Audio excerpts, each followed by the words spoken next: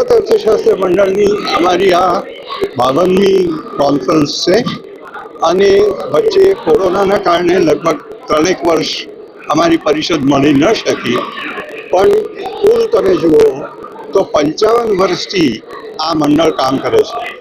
સદભાગ્યે ગુજરાતમાં ઘણા ખ્યાતનામ અર્થશાસ્ત્રીઓ થઈ ગયા છે.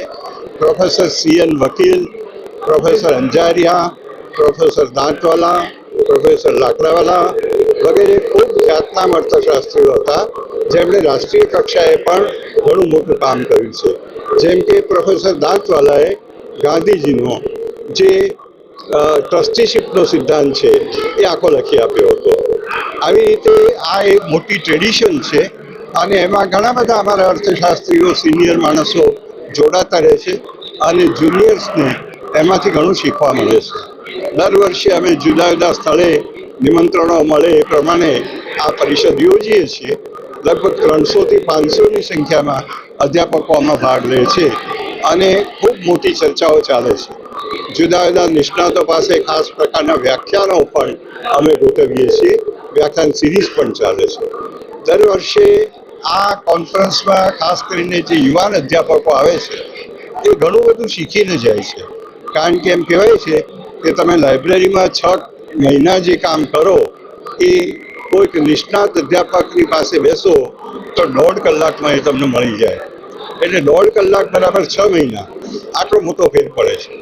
આ ઉપરાંત બીજી બાબત એ છે કે આવી કોન્ફરન્સ દ્વારા અધ્યાપકોને પોતાને બીજા કેવી રીતે બોલે છે, લખે છે, વિચારે છે, ચર્ચા કરે છે એનો ખ્યાલ આવે છે.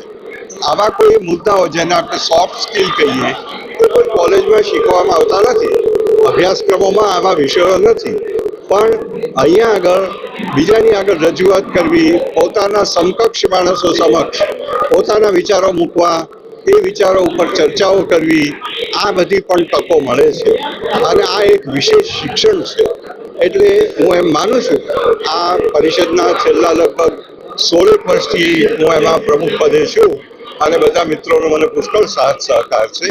એમાં હું એમ માનું છું કે આ અધ્યાપકોનું ભવિષ્ય આપણે વધારે સારું બનાવવું હોય તો આવા મંડળોમાં વધુ ને વધુ મોટી સંખ્યામાં અધ્યાપકોએ આવવું જોઈએ અને કોલેજોએ આવી પ્રવૃત્તિઓને હોસ્ટ કરવા માટે આગળ આવવું જોઈએ.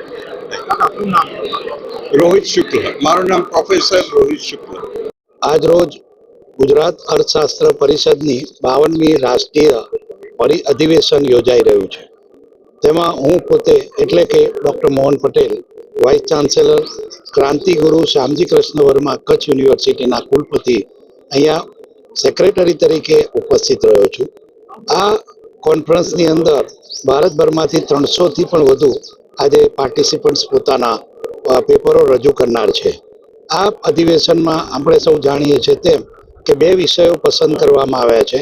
એક લેબર ઇકોનોમિક્સનો વિષય છે અને બીજો જે વિષય છે એ ગુજરાતમાં પ્રવર્તતા પ્રશ્નો ઉપર છે.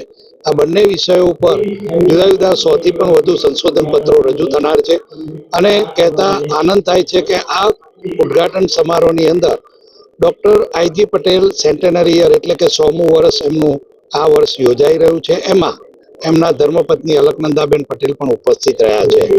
IG પટેલ એ એમ કહી શકાય કે ભારત દેશ માટે એક અગત્યના અર્થશાસ્ત્રી હતા. તેઓ લંડન સ્કૂલ ઓફ ઇકોનોમિક્સમાં 2 ટર્મ સુધી એ ડાયરેક્ટર તરીકે પોતાની સેવાઓ આપી અને એ જ રીતે તેઓએ રિઝર્વ બેંક ઓફ ઇન્ડિયાના ગવર્નર તરીકે પણ પોતાની સેવાઓ આપી છે અને ગુજરાતના પનોતા પુત્ર અને અર્થશાસ્ત્રીએ સૌપ્રથમ નોકરીની શરૂઆત એ MS યુનિવર્સિટી ઓફ વડોદરાની અંદર 25 વર્ષની ઉંમરે ડાયરેક્ટ પ્રોફેસર તરીકે આપી હતી. અને આવા વિદ્વાન અર્થશાસ્ત્રીની યાદમાં આ કોન્ફરન્સ રાષ્ટ્રીય સ્તરે યોજાઈ રહી છે અને ભારતભરમાંથી જુદા જુદા પ્રદેશમાંથી અર્થશાસ્ત્રીઓ ભાગ લઈ રહ્યા છે અને તારીખ 2 અને 3 માર્ચ દરમિયાન આ કોન્ફરન્સ યોજાઈ રહી છે. અને એમાં આપણે સૌ જાણીએ છીએ તેમ રાજરાજસિંહ ધામમાં આ જે કોન્ફરન્સ છે યોજાઈ છે અને એના મંત્રી અશોકભાઈ ખાસ ઉપસ્થિત રહી અને સર્વ જે અર્થશાસ્ત્રના જ્ઞાતાઓ, અર્થશાસ્ત્રના વિદ્યાર્થીઓ, અર્થશાસ્ત્રમાં સંશોધન કરનાર સર્વને અભિવાદન કર્યું. એ બદલ આ રાજરાજસિંહ ધામનો જેટલો પણ આભાર માનીએ એટલો ઓછો છે. અસ્તુ.